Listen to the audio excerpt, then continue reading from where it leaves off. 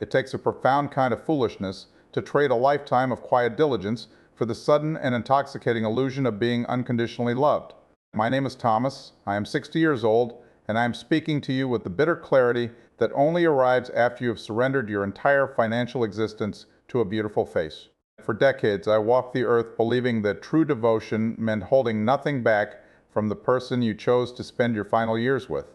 But I was forced to learn that handing over the keys to your survival is not an act of romance, but an invitation to absolute ruin. I spent 35 years working in municipal engineering, managing city water systems in the damp chill of the American Midwest, waking up long before the sun to ensure the infrastructure of a city I barely enjoyed remained intact. I was a man of routine and immense caution who saved a significant portion of every paycheck,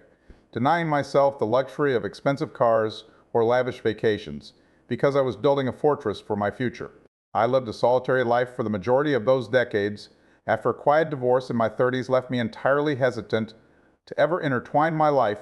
with another human being again. I convinced myself that my nest egg was my ultimate companion, and that the compounding interest sitting in my retirement accounts was a perfectly acceptable substitute for the warmth of a family. But loneliness is an incredibly patient predator that waits until your defenses are eroded by time and the sudden realization of your own mortality. When I finally decided to retire early at 58, I felt a deep and terrifying void opening up in front of me. A vast expanse of empty time with absolutely no one to share the fruits of my lifelong labor. That was the precise moment she walked into my life, carrying the warmth and vibrancy I had spent my entire existence denying myself. Her name was Elena, and she was 15 years younger than me, possessing a radiant vitality and a deeply attentive nature that completely bypassed every logical barrier I had spent decades constructing. She listened to my tedious stories about municipal planning as if I were unraveling the secrets of the universe, and she looked at me with a mixture of admiration and tenderness that acted like a powerful narcotic on my deeply starved ego. I fell in love with a desperation that embarrasses me to admit now, completely blinded by the sudden surge of youth and excitement she brought into my carefully measured world. The transition from a solitary, cautious man to a hopelessly devoted partner happened with a terrifying speed that I justified at every single turn by telling myself I was finally living the life I deserved. Helena had grand visions for our future that involved leaving the freezing winters behind and relocating to her home country of Mexico, specifically to a beautiful, quiet neighborhood where my American retirement savings would afford us a life of absolute luxury. I was so captivated by the dream she was weaving that I failed to notice how deftly she was taking the reins of our shared future, orchestrating every detail of the transition with an efficiency that I mistook for profound care. She explained that navigating the real estate market and the banking system in Mexico required a native understanding, and she gently suggested that it would be vastly easier as she managed the financial logistics while I focused on relaxing and enjoying my newfound freedom. I wanted to prove to her that she was not just a late-in-life companion, but the absolute center of my universe, and I believed that the ultimate demonstration of my complete devotion was to entirely relinquish control. I sat at my dining room table back in the Midwest and cheerfully signed the endless stack of documents that added her name to my primary accounts, authorized her as an equal partner on my investment portfolios, and gave her full administrative access to the wealth I had traded my youth to build. I handed over my passwords and my financial autonomy with the deeply misguided pride of a man presenting a priceless jewel to a queen, fully convinced that my vulnerability was the ultimate proof of my love. When we arrived in Mexico and settled into a stunning, sun-drenched home filled with the scent of blooming bougainvillea, I felt a profound sense of triumph, believing I had successfully navigated the treacherous waters of life and landed safely on the shores of paradise. Alina handled all the bills, all the local taxes, and all the daily expenses, allowing me to spend my days reading on the patio, taking long walks, and completely detaching from the anxieties of money that had defined my entire adult life. Whenever I occasionally asked about our balances or how the market fluctuations were affecting our long-term plans, she would kiss my forehead, smile with that devastating warmth, and assure me that everything was perfectly secure and growing exactly as we had planned. We lived in that fabricated paradise for nearly 2 years, a period of time I now look back on as a beautifully orchestrated stage play where I was the only person who did not realize the scenery was entirely made of cardboard. I spent my days enjoying the warm climate and the incredible food, entirely oblivious to the fact that Elena was frequently taking trips to what she claimed were neighboring cities to assist her aging parents and extended relatives with various mundane tasks. I never questioned her absences because they were always framed as acts of familial duty, and her profound dedication to her family was one of the many traits I had convinced myself made her such a wonderful and deeply moral person. I was so comfortable in my role as the generous, trusting provider that I actively ignored the minor inconsistencies in her stories. The hushed phone calls taken in the courtyard, and the way she would quickly close the screen of her laptop whenever I walked into the room. I was living in a state of willful blindness, choosing the comfortable warmth of my delusion over the sharp, cold edges of reality, because asking questions would mean acknowledging the possibility that the foundation of my entire happiness was unstable. My awakening did not come from a dramatic confrontation or a sudden confession, but from a purely mundane administrative errand that I decided to run on a Tuesday morning while Elena was away on one of her frequent trips to visit her supposedly ailing mother. I had realized that my passport was approaching its expiration date, and I needed to pay a specific fee for a renewal application, a task that required a certified bank draft from our local branch, which was located just a few miles away in the bustling commercial center of the city. I decided to walk to the bank to enjoy the morning air,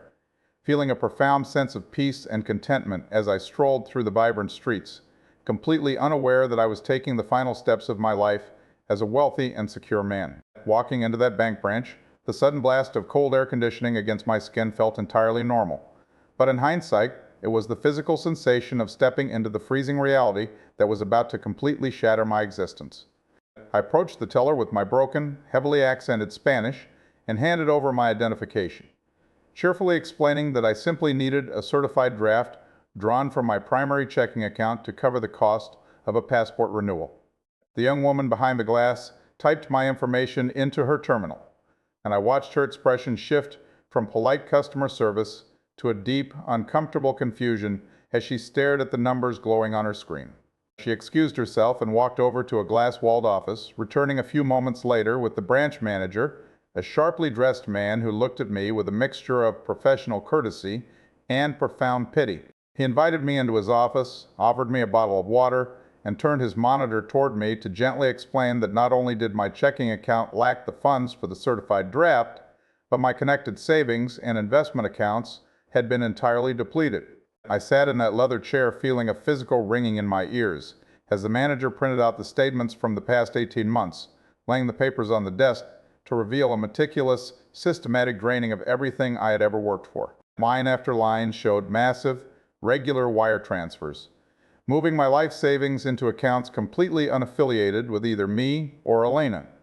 funneling hundreds of thousands of dollars to a network of individuals I had never heard of. The manager gently explained that these transfers were authorized through the digital access I had freely given her, and that the destination accounts belonged to a man and several younger children living in a different state entirely. In that quiet, sterile office, staring at the printed proof of my own utter foolishness, the devastating truth settled over me like a suffocating weight.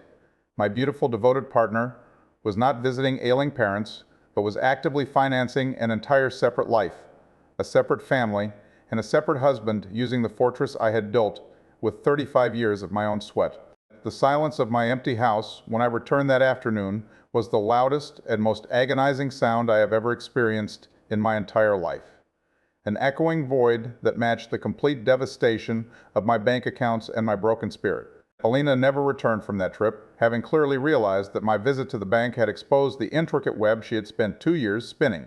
leaving me stranded in a foreign country with nothing but the clothes in my closet and a staggering, suffocating sense of shame. I spent the next several months navigating a legal system I barely understood, trying to salvage pennies from the millions I had lost. But the money was long gone, distributed and hidden beyond the reach of any lawyer I could afford to hire with my meager monthly pension. The anger that initially consumed me eventually burned itself out,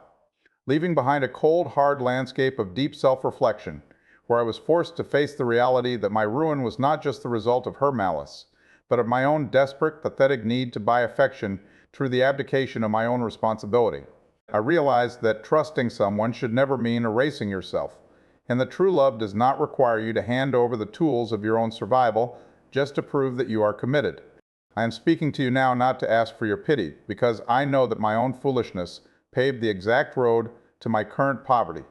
but to warn you about the dangerous, seductive line between being a supportive partner and being a willing victim. Do not ever confuse giving up your autonomy with giving your heart,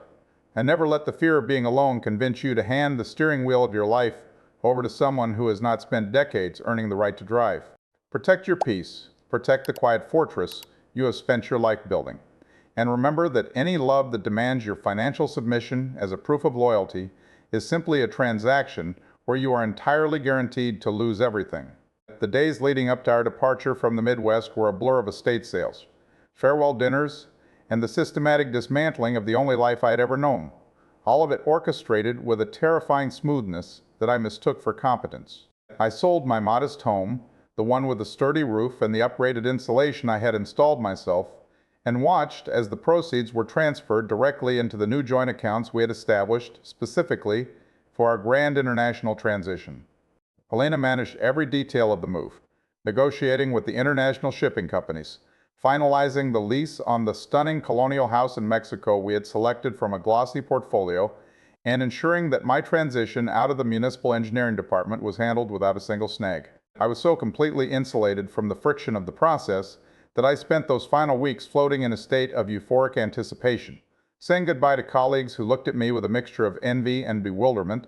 wondering how the most cautious man they knew had suddenly transformed into an impulsive romantic adventurer. I told them I had finally found the courage to live, dispensing unsolicited advice about grabbing happiness before it was too late, completely oblivious to the bitter irony that I was marching myself directly into the most profound trap imaginable. When our flight finally landed in the heavy, humid air of the Mexican coast, the reality of what we were doing hit me with a wave of exhilarating heat, and the life we stepped into was exactly the paradise she had promised. The house was magnificent, hidden behind high, whitewashed walls draped in vibrant pink bougainvillea, featuring a central courtyard with a small, murmuring fountain where I would sit every morning with my coffee, completely detached from the grinding gears of the American workforce. For the first few months, I did absolutely nothing but decompress, sleeping late, taking long walks through the cobblestone streets, and allowing the decades of accumulated stress to slowly evaporate from my bones. Helena took complete charge of our daily existence, learning the local markets, handling the utility companies, and managing the continuous flow of money required to maintain our luxurious new lifestyle, all while assuring me that my only job was to finally relax. Whenever the old, deeply ingrained anxieties about money would flare up, and I would ask to see the bank statements or inquire about our monthly burn rate,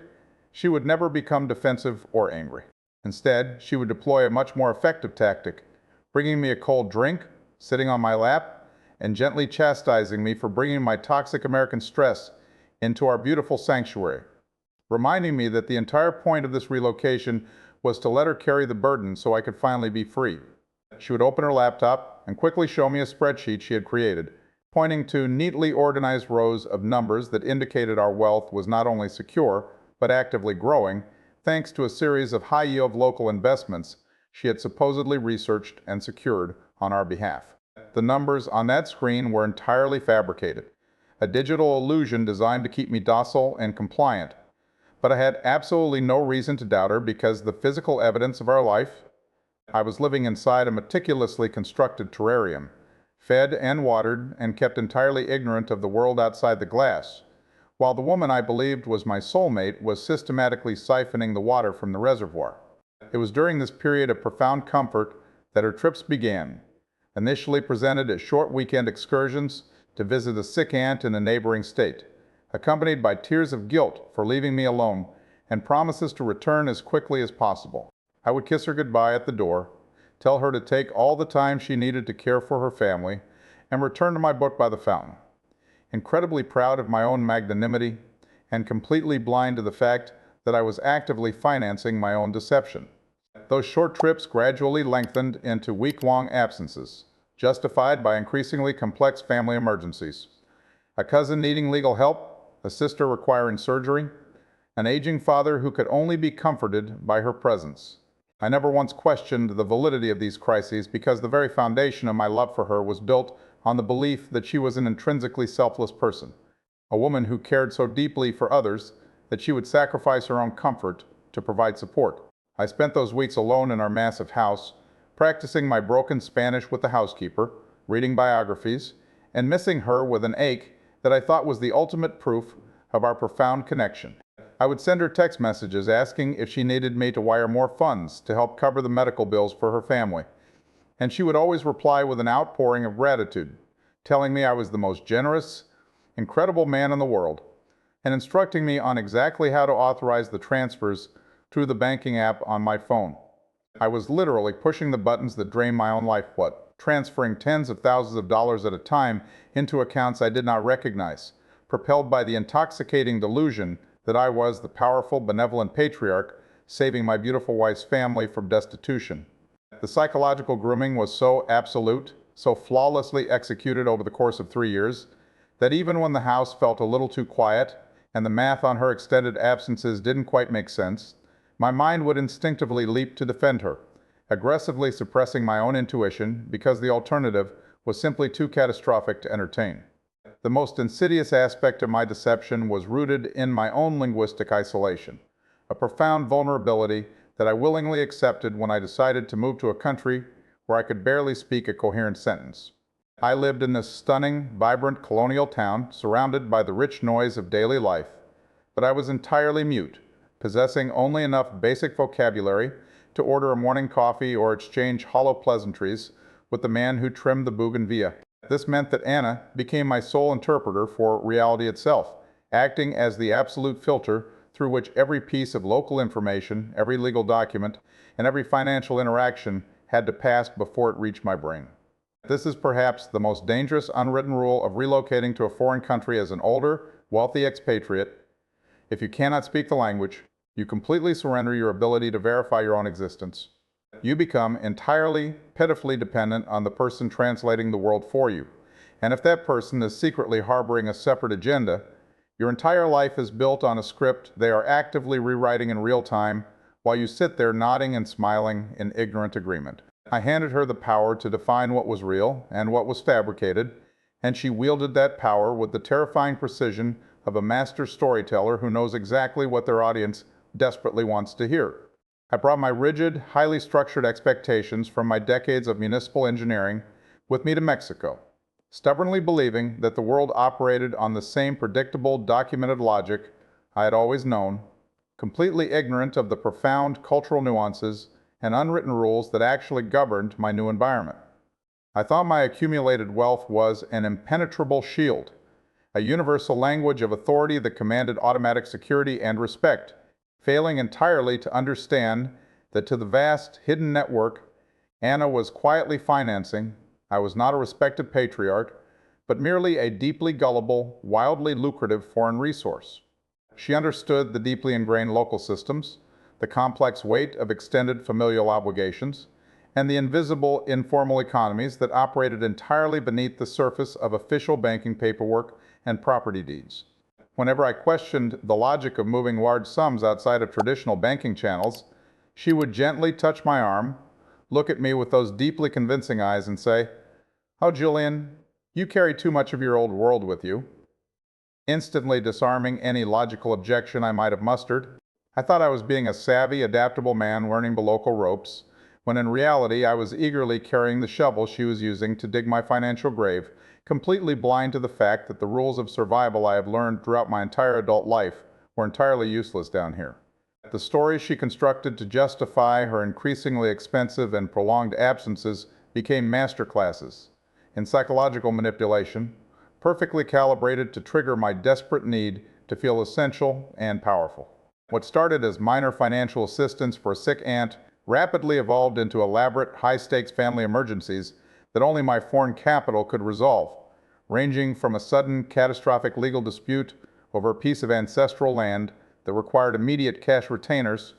to a younger cousin requiring specialized private medical care because the public health system was supposedly failing them. I approved every single one of these massive, devastating transfers because I was utterly terrified of losing the beautiful, vibrant woman who anchored me to this manufactured paradise. I was essentially paying a continuous, escalating ransom for my own companionship, disguising my profound, pathetic fear of dying alone as an act of boundless, unconditional generosity. Every time I logged into my banking portal and hit the approval button to wire tens of thousands of dollars into the ether, I felt a fleeting, intoxicating surge of validation, a deeply misguided confirmation that I was the necessary savior in her life,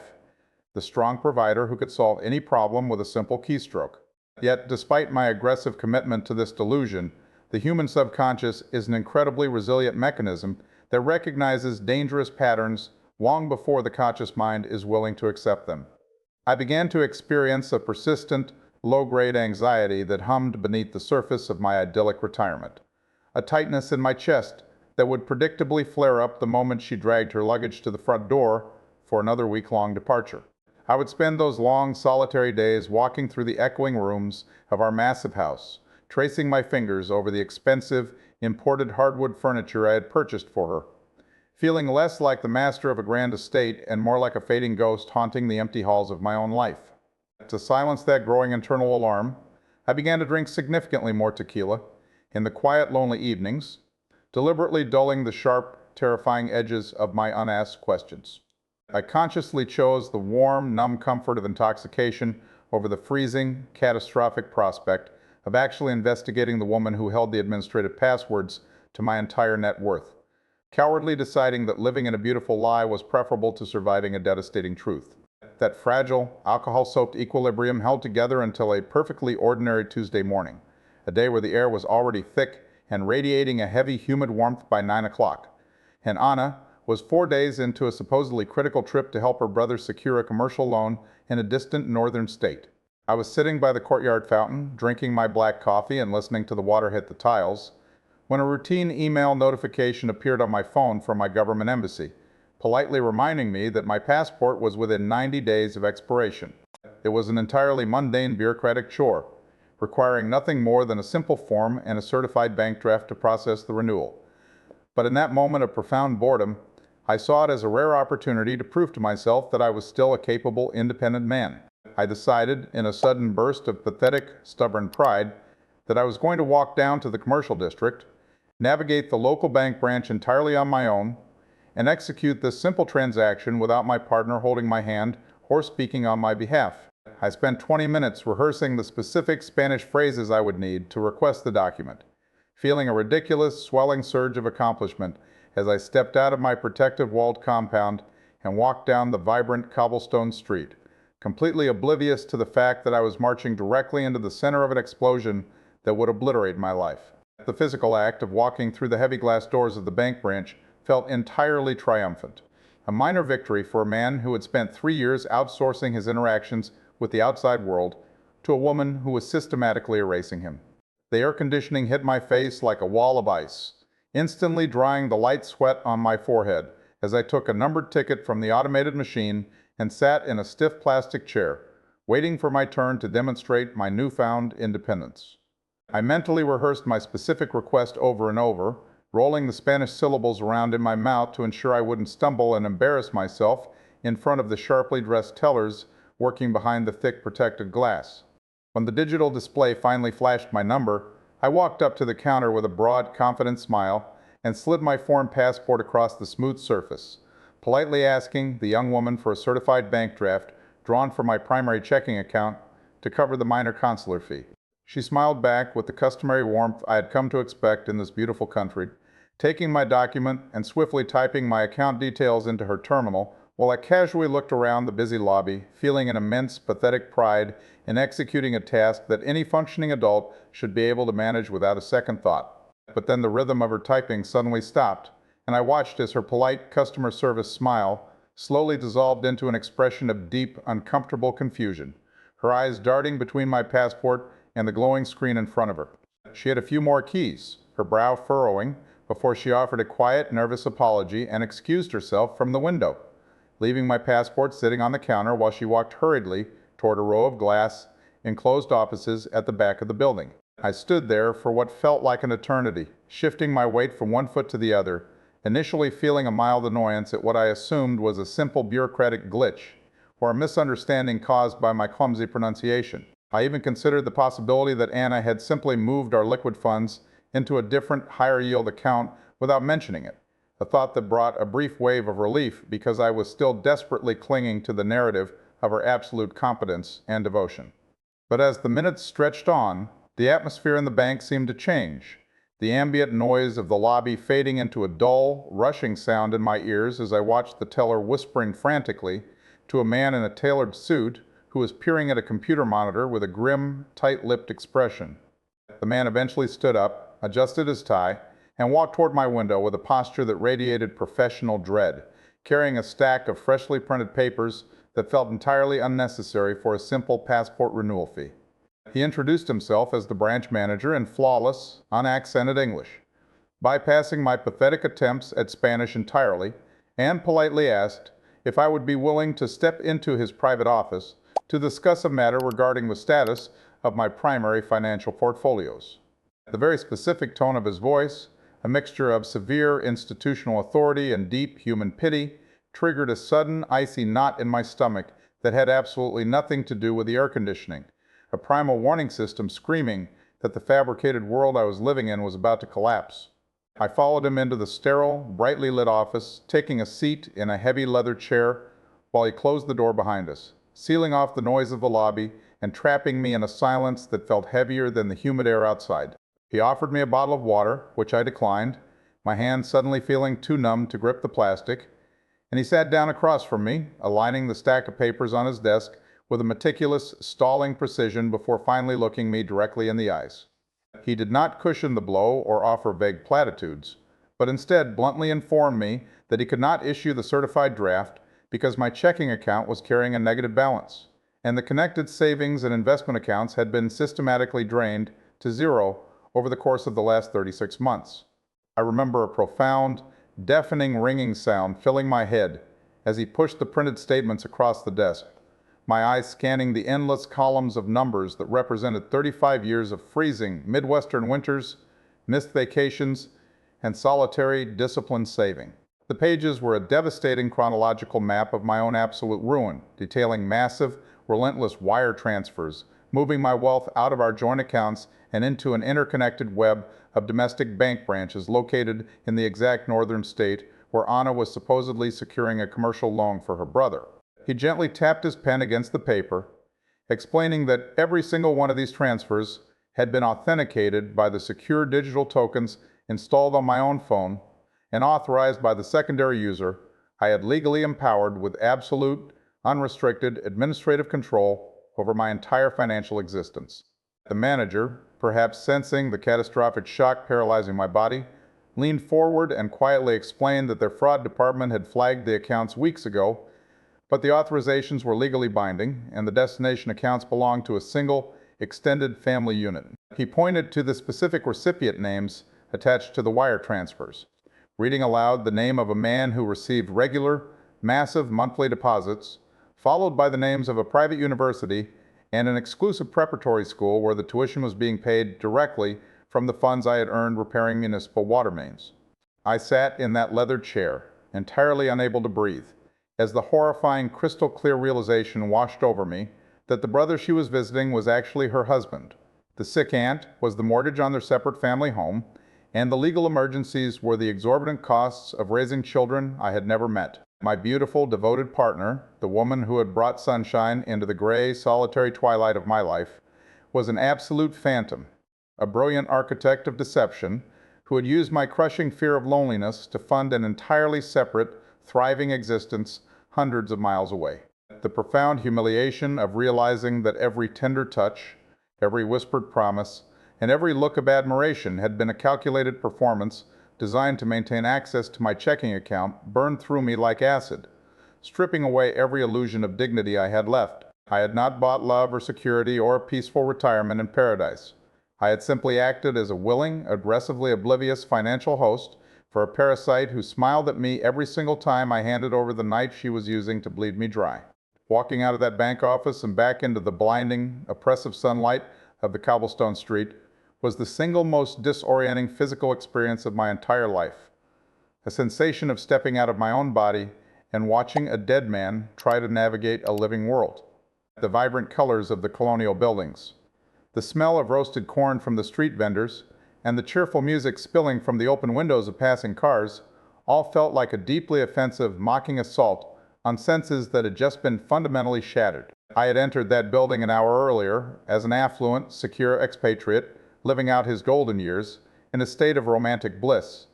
and I was emerging as a destitute, utterly broken fool stranded in a foreign country with no money, no leverage, and absolutely no one to turn to for help. The walk back to the massive, empty house that I no longer owned felt like a march to the gallows, every step echoing with the devastating realization that the sanctuary I was returning to was actually the very trap that had destroyed me. I pushed open the heavy wooden door, the silence of the courtyard wrapping around me like a shroud, and I sat down by the fountain where I had spent hundreds of mornings congratulating myself on my brilliant life choices. Finally, entirely alone, completely ruined, and facing the terrifying prospect of surviving a future I had just completely forfeited. The shadows stretching across the terracotta tiles of the courtyard that evening seemed infinitely longer and colder than they ever had before, creeping toward me as I sat paralyzed by the murmuring fountain, waiting for a phone call I already knew was never going to come. I did not call the local police or contact my embassy that first night because a deep, humiliating part of me still harbored the microscopic, pathetic hope that there had been a catastrophic banking error, and Anna would walk through the heavy wooden doors at any moment to laugh at my ridiculous panic. But the heavy wooden doors never opened, and the manufactured piece of the house slowly transformed from a tranquil sanctuary into a suffocating, echoing tomb where every expensive piece of furniture mocked my absolute gullibility. I sat by that fountain until the water seemed to run dry in my own mind, staring at my phone and watching my desperate text messages change from delivered to entirely unread. The final digital confirmation that the number she had used to send me sweet, daily affirmations had been permanently disconnected. I had exactly 300 pesos in my wallet and a massive refrigerator full of imported groceries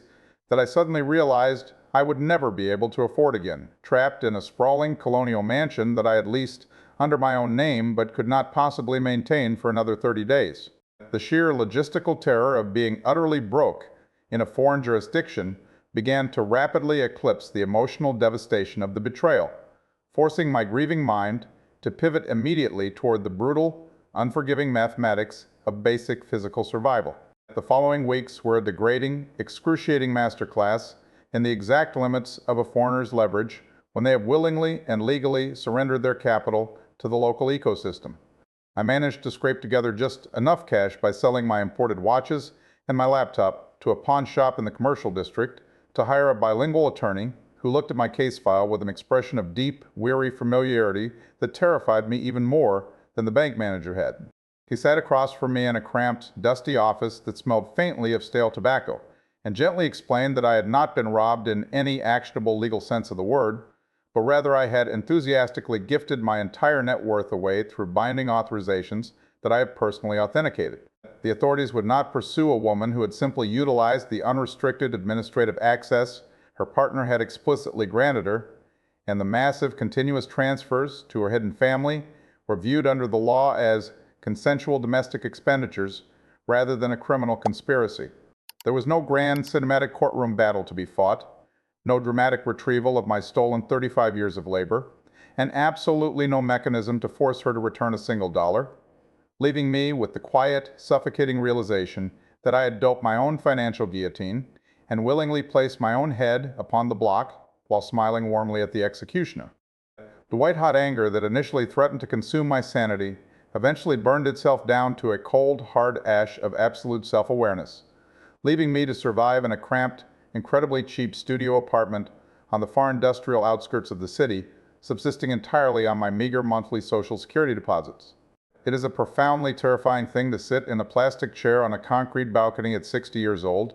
and realize that the true villain of your life story is not the woman who took everything from you, but the blinding, pathetic ego that allowed you to believe you could simply purchase genuine devotion. I did not let a beautiful face manage my retirement because I was a deeply generous man. I did it because I was desperately terrified of fading into the invisible, irrelevant background of old age, and I was willing to pay absolutely any price to feel like the powerful, essential center of someone else's vibrant universe. Anna simply recognized the deep, festering insecurity and flawlessly sold me the exact mirror I desperately wanted to look into, charging me my entire life savings for the temporary privilege of seeing myself as a necessary savior instead of a lonely, aging engineer from the Midwest. We trade our autonomy for affection because the silence of an empty house is deafening and the prospect of dying alone is terrifying. But I have learned the hardest way imaginable that the silence of complete financial and emotional ruin is infinitely worse. I am speaking to you now from the cold, harsh other side of that ruin, addressing the men who are sitting in their quiet homes right now, looking at their healthy retirement accounts, and feeling that dangerous, creeping chill of isolation that slowly makes you reckless. You must understand that the profound human desire to be loved and needed can be weaponized with a terrifying efficiency. And the very moment you begin to confuse financial submission with romantic commitment, you are actively signing the warrant for your own absolute destruction. Never allow the intoxicating warmth of a younger, vibrant partner to convince you that the protective walls you spent a lifetime building are no longer necessary. Because true, genuine affection will never require you to hand over the keys to your physical survival just to prove that you are invested in the relationship. Protect your resources with the exact same fierce, unyielding intensity that you used to drag them out of the earth in the first place. Because the world is entirely unforgiving to an old man who gives away his shield simply because he wanted to hold someone's hand. Now let your fear of the lonely twilight push you into a transaction where you permanently lose your dignity, your wealth, and your future. Because sitting in a foreign country with absolutely nothing left but the clothes on your back and the memory of a lie is a far more agonizing way to disappear.